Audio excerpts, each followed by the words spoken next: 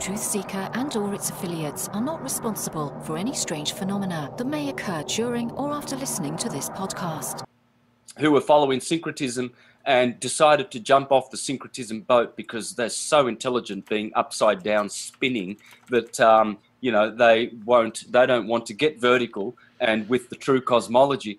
All those people, they were insignificant in the first place. Those ones that are laughing, I will get the last laugh. Yeah. I will be laughing forever. And my ancestors are laughing and happy that I have turned to the true cosmology, and they are disgusted and rolling around in their graves at these idiot zombies, warmed up death, that are kicking around thinking that they know something. They know nothing. They are stupid idiots, useless idiots that the governments have turned into morons, and they think they're upside down spinning. What a crock of BS. That is the biggest crock. Everyone is vertical. Your senses tell you you are vertical always. Always. I mean, even gyroscopes in aeroplanes and the artificial horizon in aeroplanes, they are set to a vertical horizon. They don't never shift. Never shifts. Yeah. It never shifts. There are many proofs, abundant proofs. In fact, all of the experiments that have ever been conducted since the Astronomer Royal, James Bradley, in 1729, have detected no movement of the Earth. None whatsoever. We've got 150 years after James Bradley, the Astronomer Royal, George Airy, he conducted his telescope experiment and he failed to detect movement in the Earth. Hence they call it the Airy's failure. And then Michelson-Morley, Michelson-Gale, Sagnac, Marconi. Marconi proved that the Earth is stationary. His colleague, Pierluigi Igina, you can see him on YouTube. He was a colleague of Marconi for 10 years. They proved with two antennas that the Earth is stationary. One is an antenna that reaches up to the sun and collects the solar rotating energy field, and the other goes down into the Earth to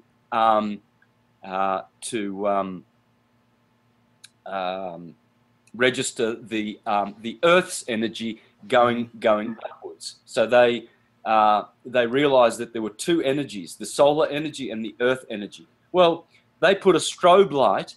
They put a strobe light on the circuits, two circuits, one circuit for the sun and one circuit for the Earth, and you could see that there was a delay in one of the sun's energy field, electromagnetic energy field, which proves that one of those fields is moving. And so you see videos of Pierluigi Igina before he died in 2004, explaining that he and Marconi proved quite simply that the Earth is stationary and does not move. And so with their strobe light laboratory machines and instruments, they were able to prove that the rotation is from the sun only. And another thing that Pierluigi Igina did was he was able to show the sun at night to the mayor of his town. He had all the important people of his town come to his laboratory, and he showed them all. And he was very proud of this, that he was able to show them the sun by night. Now, how can you see the sun by night if it's on the other side of a globe? See, the sun never, ever, ever is under the globe. It is always above the flat, horizontal, stationary Earth, rotating.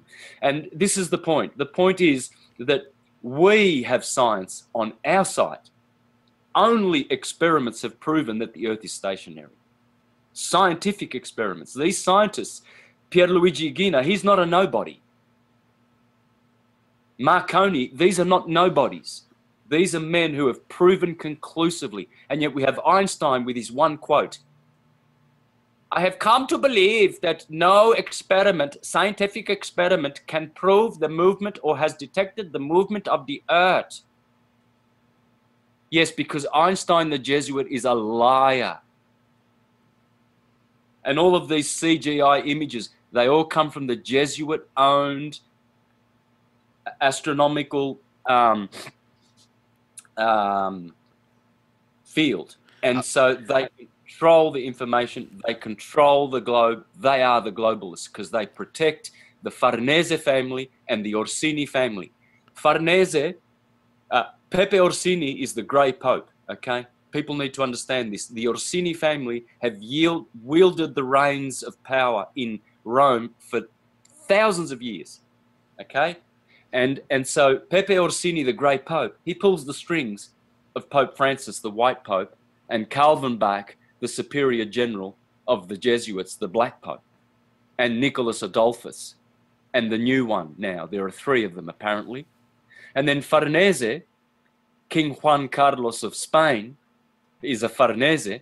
He's also the King of Jerusalem. Yeah, the Crusades, remember? The King of Jerusalem? That was a title that the papal bloodline crusading families created. They created the title of the King of Jerusalem.